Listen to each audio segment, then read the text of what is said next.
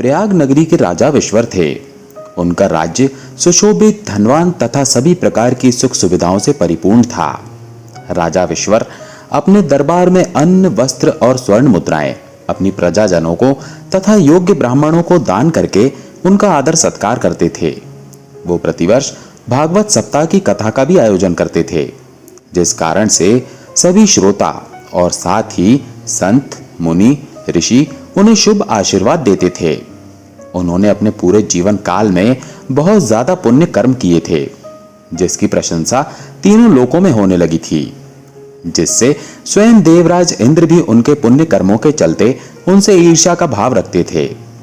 एक दिन की बात है, जब राजा अपने कक्ष में बैठे हुए कुछ सोच रहे थे, तभी उसी समय वे अपनी रानी से कहने लगते हैं, महारानी, बहुत समय से हमारा मन कर रहा है कि हम अपने राज्य में बड़े बड़े पंडितों और विद्वानों को आमंत्रित करें और अन्नदान करें। महारानी कहती है, महाराज, ये तो आपने बहुत ही उत्तम विचार किया है।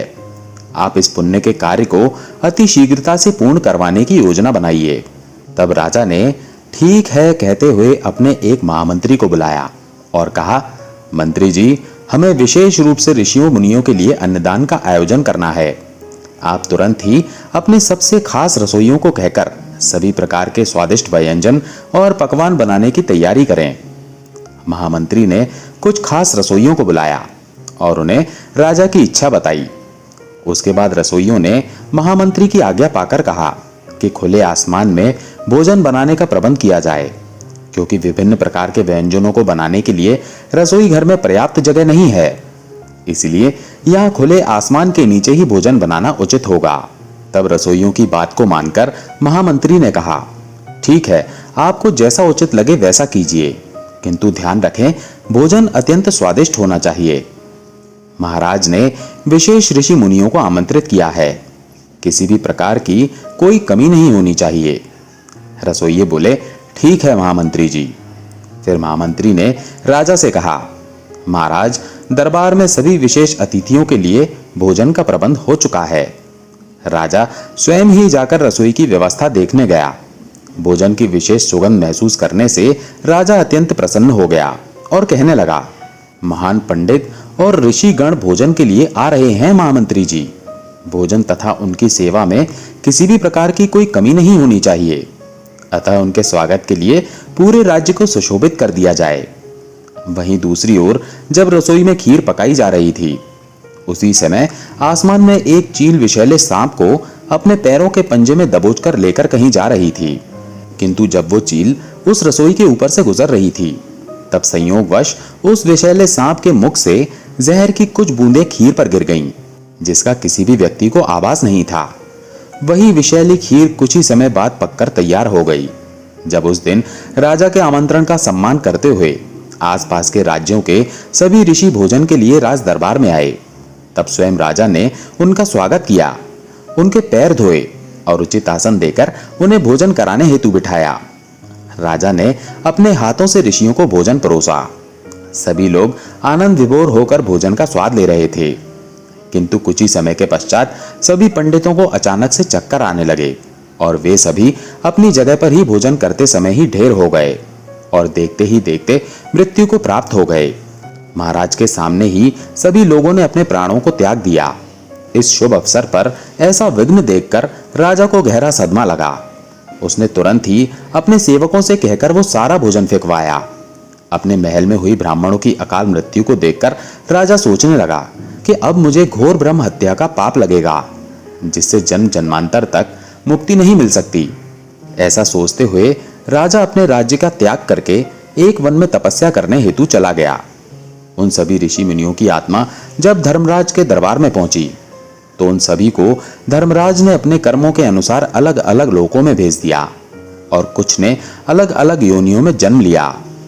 चित्रगुप्त के मन में यह प्रश्न आया कि इनकी अकाल मृत्यु का पाप किसे मिलना चाहिए और इस महाभयानक ब्रह्म हत्या का पाप किसे भुगतना पड़ेगा, क्योंकि इस विचित्र स्थिति में चित्रगुप्त जब यमराज से उनकी राय मांगते हैं, तब यमराज भी धर्म के अनुसार न्याय करने में असमर्थ हो जाते हैं और यमराज चित्रगुप्त से कहते हैं, हे चित्रगुप्त, इस विषय में राजा तो निर्दोष है, क्योंकि वो अत्यंत पुण्यवान है। तथा उसने तो अन्नदान के उद्देश्य से इन मुनियों को बुलाया था और वो स्वयं ही पश्चाताप भी कर रहा है। दूसरी ओर जो रसोइया खीर पका रहा था वो तो इस बात से बिल्कुल अनजान था कि इस खीर में सर्प का विष गिरा है तथा उसने अनजाने में ही भोजन परोसा था। वहीं आकाश में जो चील सांप को लेकर जा रही थी वो तो अपने बच्चों के लिए भोजन की व्यवस्था कर रही थी। वो भी इस ब्रह्म हत्या की भागी नहीं हो सकती। वो सर्प जिसे चील उड़ाकर ले जा रही थी, वो सर्प तो स्वयं के प्राणों की रक्षा हेतु छटपटा रहा था और आत्मरक्षा हेतु उसने विष को उगला था जो कि इन ऋषियों की परोसी गई खीर में जा गिरा था। तब धर्मराज अत्यंत चिंतित होकर भगवान श्री हरि का चिंतन करते हैं, क्योंकि अगर उन्होंने गलत प्राणी को सजा सुना दी तो वे भी इस महापाप के भागी बन सकते थे। धर्मराज तो बहुत बड़े संकट में फंसे हुए थे, क्योंकि उनको समझ नहीं आ रहा था कि किसको सजा दी जाए। उसी समय स्वयं भगवान श्री हरि यमपुरी में प्रकट होते हैं और यमराज से कहते हैं, हे धर्मराज, आप व्यर्थ की चिंता ना करें। समय आने पर आप स्वयं ही इस महापाप के भागी को सजा सुना सकते हैं। बस आप योग्य अवसर की प्रतीक्षा करें। तब धर्मराज श्री हरि की बात का समर्थन करते हुए कुछ समय के लिए इस बात को भूलकर अपने कार्यों में मग्न हो जाते हैं। इसी तरह कुछ वर्षों का समय बीत गया। जब ये बात पूरी प्रजा भूल चुकी थी कि महाराज के दरबार में अत्यंत दुखद घटना के कारण कई मुनि अपने प्राणों को त्याग चुके हैं, एक दिन कुछ साधु प्रयाग नगरी में अपने कुछ शिष्यों के साथ पधारे और वे घर घर जाकर भिक्षा मांग रहे थे।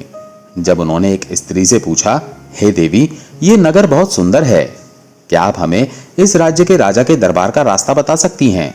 तब उस स्त्री ने आश्चर्य के साथ उनकी ओर देखकर कहा, अरे मुनि जी, आप क्यों स्वयं की मृत्यु को बुला रहे हैं? तब मुनि ने अचंभित होकर स्त्री की बात सुनकर पूछा, हे देवी, आप ये कैसी बातें कर रही हैं? मैं राज दरबार जाना चाहता हूं। तब फिर से आक्रोश के साथ वो स्त्री कहती है, हाँ जी, मैं भी उसी राज दरबार की बात कर रही हूं जहां आप जैसे बहुत से मुनियों ने राजा के घर का भोजन करके अपने प्राणों को त्याग दिया था। अगर आप फिर भी मृत्यु पाना ही चाहते हैं तो उस दरबार में अवश्य जाएं, जिसका राजा स्वयं ब्रह्म हत्या का महापाप करके वन में जाकर तपस्या का ढोंग कर रहा है। उस स्त्री की बात सुनकर वे सभी लोग उस राज्य से तुरंत ही वापस लौट गए, किंतु वो स्त्री अपने घर तथा नगर में आने वाले अतिथियों और अन्य लोगों को राजा की बुराई करते हुए इस बात को फैला रही थी, मानो जैसे किसी जंगल में सूखी घास के कारण तेजी से आग फैलती हो।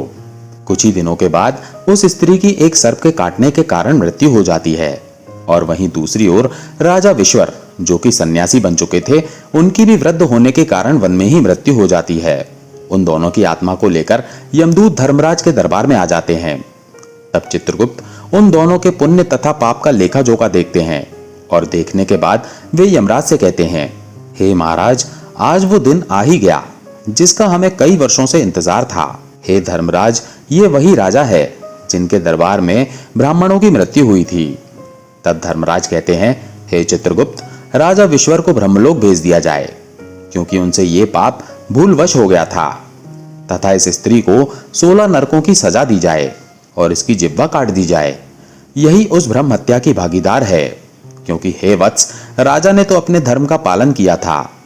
चील ने स्वयं की भूख मिटाने के लिए सर्प का शिकार किया था और सर्प ने स्वयं की रक्षा हेतु विष को उगला था, जो कि खीर में जा गिरा। ये सभी निस्वार्थ भाव से अपना अपना कार्य कर रहे थे। इन्होंने जानबूझकर ये पाप नहीं किया है, अतः इस पाप को करते समय इन्हें कोई सुख या दुख की अनुभूति नहीं हुई। जबकि वहीं दूसरी ओर इस स्त्री ने अपने कटु वचनों के साथ स्वयं के पालनकर्ता राजा की बहुत ज्यादा निंदा की है। इसमें इसका कोई स्वार्थ हो ना हो, इस महिला ने किसी के अनजान पाप की निंदा अपने ही मुख से कई लोगों से की थी, इसलिए ये इस महापाप की भागी बन जाती है। उस स्त्री को नरक में डाल दिया जाता है। इसलिए दोस्तों, जो भी व्यक्ति किसी की निंदा करते हैं उन्हें इस प्रकार का ब्रह्म हत्या का पाप लगता है। इसीलिए किसी को अपने स्वार्थ या निस्वार्थ भाव से निंदा नहीं करनी चाहिए। कुछ लोग ईर्ष्या के भाव से दूसरों की निंदा करते हैं या चुगली करते हैं, तो निंदा करने वाला और किसी की निंदा को सुनने वाला दोनों ही पाप के भागीदार होते हैं। बिना वजह किसी का अपमान करना, किसी को अपने शब्दों से प्रताड़ित करना भी पाप होता है। इसीलिए किसी की बुराई नहीं करनी चाहिए। फालतू बातें करना भी पाप होता है। यानी जिन बातों का कोई मतलब ना हो। ऐसी बातें बोलने से दूसरे इंसानों के मन और भावनाओं पर गलत प्रभाव पड़ता है तथा किसी मनुष्य का असत्य बोलने से धर्म का पालन नहीं हो सकता। सत्यता ही एक ऐसी चीज है जिससे इस दुनिया में इंसान अपने कर्मों में सफलता पा सकता है।